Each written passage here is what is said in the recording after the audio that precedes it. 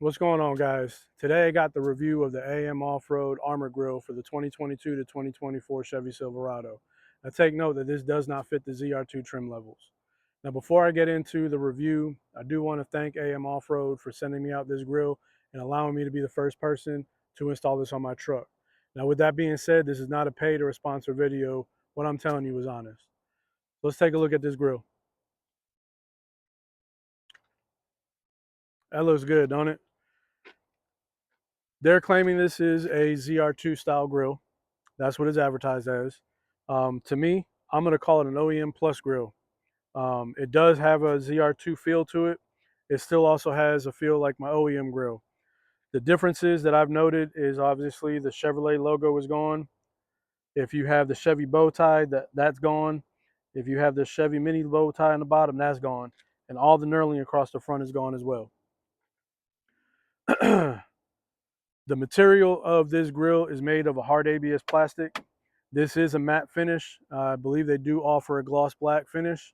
They also offer another option that does not utilize this, but also utilizes your Chevy bow tie. So you won't get the light bar. You'll be able to use your Chevy bow tie. But it will have the amber side markers on either side of that bow tie as well. The installation was super easy, super straightforward. Everything lined it up perfect. There was no extra trimming, no extra cutting or drilling of holes. Everything lined up like it was meant to be, like this was an OEM piece. All the clips, all the bolt holes, everything. Two things to note. The headlight trim pieces, you will have to harvest the mounting plates off the back of your OEM grill. It's two screws. They're Torx 20 bits, two screws in each side. Unscrew them off the OEM grill, screw them onto these headlight trim pieces and push them into place, and you're done. In the center, there is a pin or clip.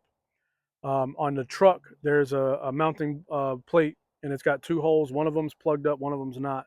My grill was utilizing the lower one. This grill utilizes the upper one. The upper one is plugged. Just pop out the plastic piece with a flathead screwdriver and push this into place, and it holds it in fine.